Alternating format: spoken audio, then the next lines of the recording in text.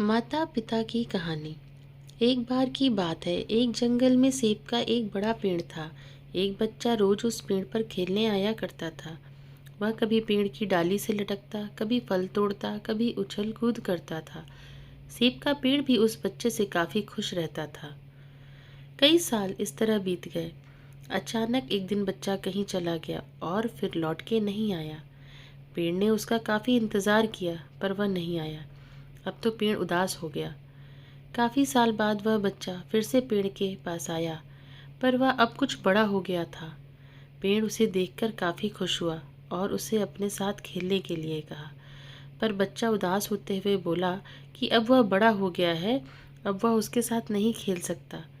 बच्चा बोला कि अब मुझे खिलौने से खेलना अच्छा लगता है, पर मेरे पास खिलौने खरीदने के लिए पैसे नहीं हैं। पेड़ बोला, उदास ना हो, तुम मेरे फल तोड़ लो और उन्हें बेचकर खिलौने खरीद लो। बच्चा खुशी खुशी फल तोड़ के ले गया, लेकिन वह फिर बहुत दिनों तक वापस नहीं आया। पेड़ बहुत दुखी हुआ।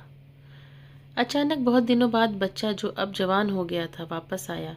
पेड़ बहुत खुश हुआ और उसे अपने साथ खेलने के लिए कहा, पर लड़के ने कहा कि वह पेड़ के साथ नहीं खेल सकता। अब मुझे कुछ पैसे चाहिए, क्योंकि मुझे अपने बच्चों के लिए घर बनाना है। पेड़ बोला, मेरी शाखाएं बहुत मजबूत हैं, तुम्हें इन्हें काट कर ले जाओ और अपना घर बना लो। अब लड़के ने खुशी खुशी सारी शाखाएं काट ली और लेकर चला गया। वह फिर कभी वापस नहीं आया। बहुत दिनों बाद जब वह वापस आया तो बूढ़ा हो चुका था। पेड़ बोला, मेरे साथ खेलो, पर वह बोला कि अब मैं बूढ़ा हो गया हूँ, अब नहीं खेल सकता। पेड़ उदास होते हुए बोला कि अब मेरे पास न फल है और ना ही लकड़ी, अब मैं तुम्हारी मदद भी नहीं कर सकता। बूढ़ा बोला कि अब उसे कोई सहायता नहीं चाहिए, बस एक जगह चाहिए जहाँ वह बाकी जिंदगी आराम से गुजार सके। पेड़ ने उसे अपनी जड़ में पनाह दी और बूढ़ा हमेशा वहीं रहने लगा। मित्रों, इसी पेड़ की तरह हमारे माता पिता भी होते हैं। जब हम छोटे होते हैं तो उनके साथ खेलकर बड़े होते हैं, और बड़े होकर उन्हें छोड़कर चले जाते हैं, और तभी वापस आते हैं जब हमें कोई ज़रूरत होती है।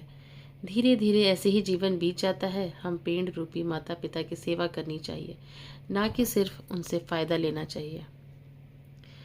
दोस्तों, आपको ये कहानी कैसी लगी? प्लीज़ अपना कमेंट करके बताएं, और वीडियो को पूरा देखें और लाइक करें और चैनल को सब्सक्राइब करें। Thank you.